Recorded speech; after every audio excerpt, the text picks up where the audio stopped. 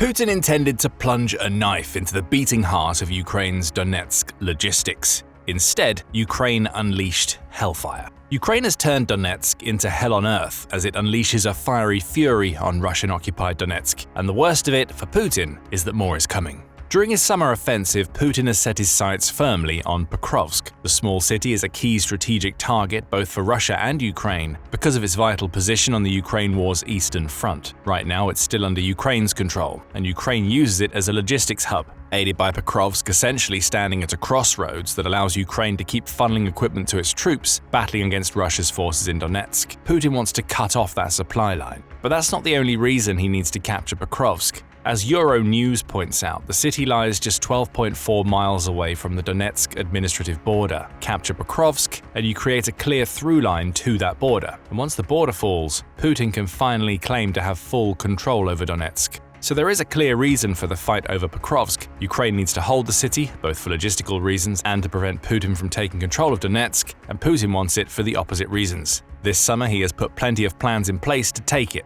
That's according to Chuck Farrer, writing for the Kyiv Post on July 9th. He points out that Russia's plans for Pokrovsk run deep, both in their simplicity and brutality. Russia's president ordered the gathering of 110,000 troops in the region, who were sent there to reinforce the 8th Combined Arms Army Moscow had already assigned to take Pokrovsk. Together, those troops would provide the bulk of Russia's offensive output, with Putin planning to send them in human wave assaults against Ukraine's defenses. The plan was simple: send more and more until Ukraine buckled and then broke. Those troops weren't going into Pokrovsk without armor and ammunition, Farrer points out. The 110,000 soldiers arrived with units of artillery, armored vehicles, and mechanized infantry, along with a massive stockpile of weapons dedicated to launching one final, terrible assault on Pokrovsk. But before that could happen, the soldiers needed to get into position. During late spring, Russia's soldiers infiltrated into staging areas around Donetsk, Farrer says. Perhaps they used the strange Victory Day ceasefire Putin declared back in May as a cover. With the bombs no longer dropping for 3 days, the soldiers could move into their positions.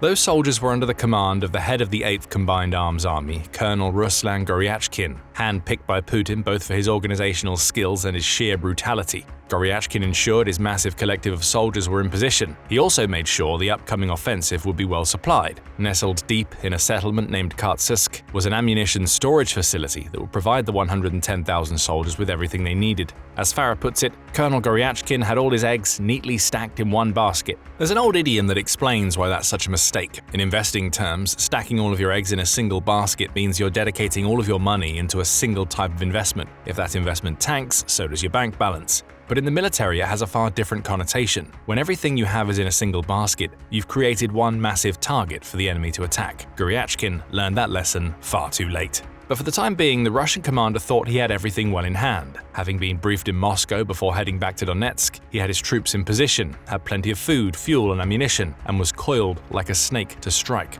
But somebody was watching everything that Goryachkin was doing. Unbeknown to the commander, Ukraine's signal intelligence, or SIGINT, units had been observing every carefully laid plan Goryachkin put into place. They'd watched and waited, finally identifying the command center the Russian leader had established just outside Donetsk. Technology was SIGINT's guide. Using direction-finding tech, Ukraine's units analyzed signal traffic and pinpointed the precise location of the headquarters from which Putin's Pokrovsk push would be coordinated. That information was spread among Ukraine's soldiers in Donetsk, and before long, Ukraine knew it had found something important: the center of Russia's upcoming Donetsk operation. So, the stage was set. On the one hand, you had a Russian commander who thought he gathered everything his forces would need to stage the massive push that would finally cause Pokrovsk to fall. On the other, you had Ukraine. With nowhere near the same number of troops as Goryachkin had at his disposal, Ukraine had instead plugged into the lifeline that would sustain those Russian soldiers. Both sides had their plans. Goryachkin launched his first. Rather than send his soldiers in all at once, Goryachkin launched a sort of creeping offense, as the BBC calls it, designed to exhaust Ukraine's resources. Small units of soldiers, sometimes backed by armor and artillery, attacked positions surrounding Pokrovsk. Ukraine would fight back, expending ammo on the first few waves. The goal was attrition. Use soldiers as cannon fodder to whittle away at Ukraine's defenses until they collapse. With this plan, Goryachkin intended to create a cauldron that would see his soldiers semi-encircle Ukraine's troops around Pokrovsk so that Russia could attack from multiple sides. Ukraine saw all of this coming. While its defenders on the front lines repelled the attempted Russian advances, Ukraine's strike fighters were making plans of their own. On June 30th, 6 of those fighter jets took off from their runways and headed east, in the direction of Pokrovsk. United 24 media provided the basic details in a July 1st report covering the attack. It says that explosions shook Donetsk, with one of Ukraine's fighters taking out a metallurgical plant near Pokrovsk. Those strikes reportedly included the use of Storm Shadow missiles. Provided by the UK, these long-range missiles have become a powerful, albeit limited in number, weapon for Ukraine.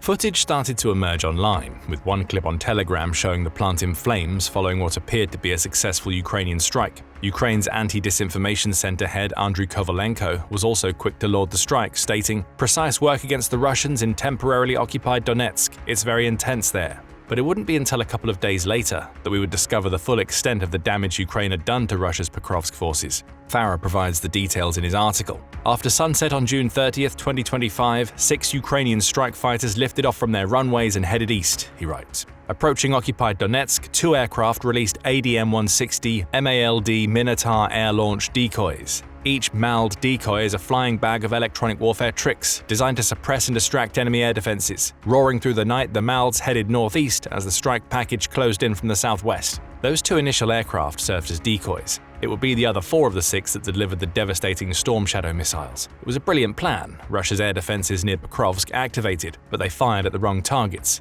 The many decoys were being obliterated while the Storm Shadow missiles, which are stealthier and faster, whizzed toward their targets. The missiles closed down the distance, then they landed. The headquarters Ukraine had identified, which was in the metallurgical plant United 24 reported on, was obliterated in an instant.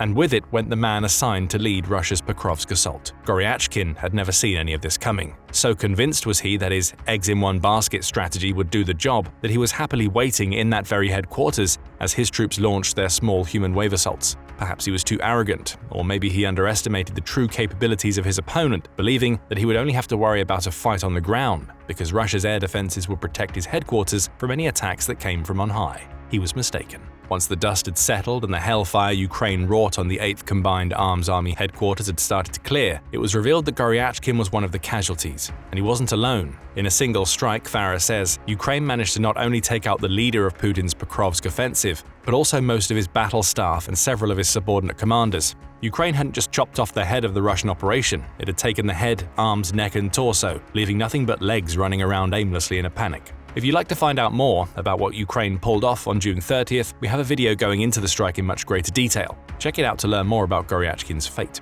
Goryachkin was dead. Ukraine could have rested on its laurels right there. With no commander, Russia's human waves would become less organized than they already were, making its soldiers easy pickings for Ukraine's defenders. But taking out the headquarters of the 8th Combined Arms Army and its commander wasn't enough. Ukraine knew that more needed to be done. After all, there was a massive ammunition storage facility that was still keeping Russia's troops supplied, even if they were now operating with no command structure. That ammunition made the Russian soldiers dangerous. Ukraine needed to eradicate it. A couple of days later, the second blow in a devastating 1-2 combo would land. As Russia's soldiers picked through the flaming remains of the 8th Combined Arms Army former headquarters, Ukraine was already identifying and preparing to strike its next target. This time, Ukraine's Security Service, or SBU, would be involved. Where the first strike relied on the devastating power of the UK-supplied Storm Shadow missiles, this follow-up attack would be more precise. Using drones, the SBU intended to sneak past the few remaining air defenses Russia had left in Donetsk to take out the ammunition depot in Kharkiv that we mentioned earlier.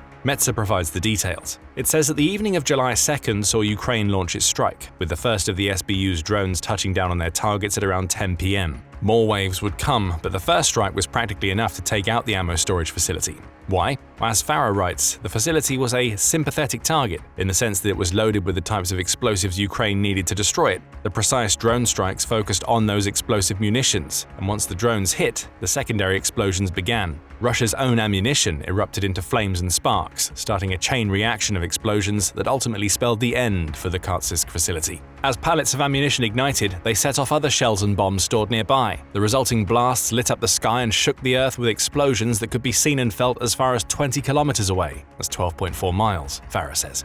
On any other day, Putin would be angry about the loss of an ammo dump, but he would know that there were others upon which his troops could rely. But remember what we said earlier, eggs, basket. Goryachkin had stored practically every scrap of ammunition Russia intended to use in its Pokrovsk offensive in this single location. Now it was up in flames. What Farah refers to as the beating heart of Putin's entire logistics operation had bled out. and with it went thousands of surface-to-air or SAM missiles, rockets, and multiple launch rocket systems. This wouldn't just impact the Pokrovsk offensive. Losing the Kartsysk facility meant that Russia would struggle elsewhere in Donetsk. The facility burned for hours after Ukraine's strike. Farah says that eyewitnesses could think of no other words to describe it other than a hellscape of fire that seemed to have no end. Just as with the strike on the 8th Combined Arms Army headquarters, Ukraine had chosen its target carefully, worked out how to destroy it, and then struck with deadly precision. And just like that, Russia's entire summer plans for Donetsk went up in smoke. No leadership, no weapons. All that Putin has left are warm bodies that he continues to send on assaults, knowing that they will be able to do little more than soak up some Ukrainian ammunition with no follow-up coming. As Farah puts it, now with their ammunition reserves reduced to ash, Moscow's grunts are hung out to dry, exposed, undergunned, and staring down Ukraine's battle-hardened defenders. Occupation forces in Donetsk now face a grim reality: no shells, no missiles, and no one to lead them.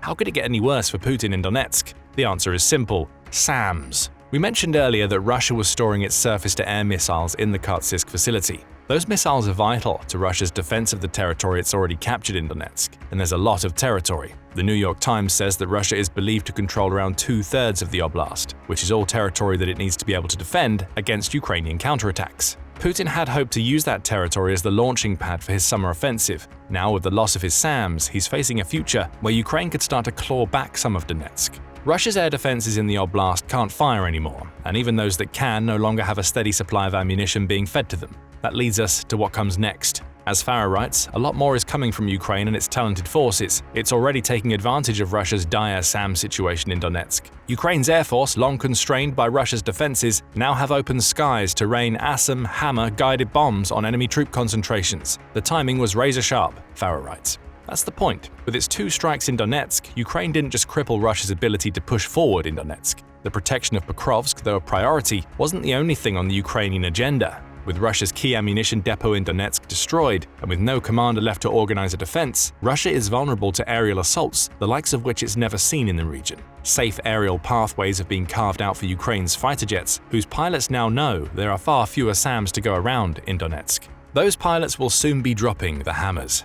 These French-made bomb kits allow Ukraine to convert its previously dumb bombs into guided munitions it can launch from up to 43 miles behind the war's front lines. Even before Ukraine decimated Russia's ammunition dump, Ukraine was putting the hammer to good use. On June 15th, one of its MiG-29 fighter jets launched a pair of hammer bombs at a Russian drone operator position in Donetsk, wiping it off the map. With Russia's air defenses now having been deprived of the one thing they need to stop Ukraine's fighter jets in their tracks, these types of strikes are going to both become more common and hit deeper into the heart of Putin's Donetsk operation.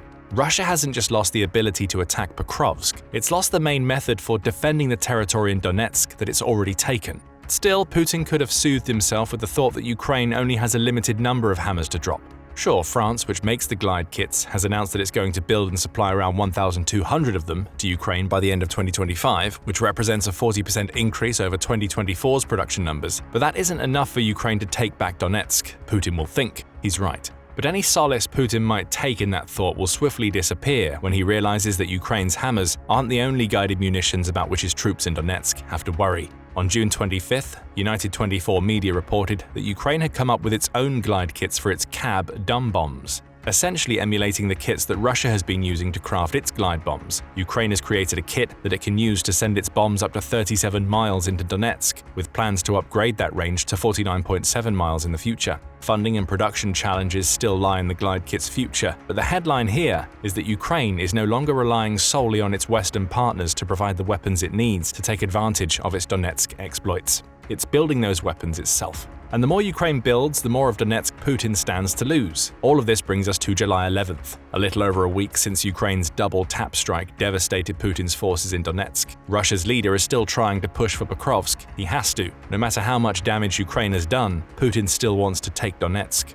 To do that, he has to take Pokrovsk to weaken Ukraine and clear a path to the administrative border. But his forces are weakened. The attacks they're launching, though high in number, aren't supported well enough because the ammunition that's supposed to be supporting them is gone. As for Putin's summer plans, they've evolved. Now, Russia's leader is no longer focused on his limited territorial gains in Ukraine, Euromaidan Press reported on July 2nd. Instead, he's trying to claim that he's turning his focus back to taking the whole country. All of Ukraine is ours, Putin told attendees at an economic forum in St. Petersburg toward the end of June. Wherever the Russian soldier treads is ours. Putin wanted this to sound like a triumphant declaration. In reality, it's an admission that his soldiers are failing to capture the territory Putin treasures. "I'll take all of Ukraine," Putin blares as Ukraine makes it impossible for him to do just that. This summer, Pokrovsk is unlikely to fall, and with that failure will come more death for Putin's forces and a much-needed morale boost for Ukraine as it attempts to reclaim territory that Russia snatched up months and years ago. We mentioned Ukraine's glide bombs a short while ago. If you want to find out more about those bombs and what they're capable of doing, check out our video, where we dive into how these weapons will become like unstoppable ghosts to Russia's forces. And if you like this video, remember to subscribe to The Military Show for more videos covering the latest developments in the Ukraine war. And thank you, as always, for watching.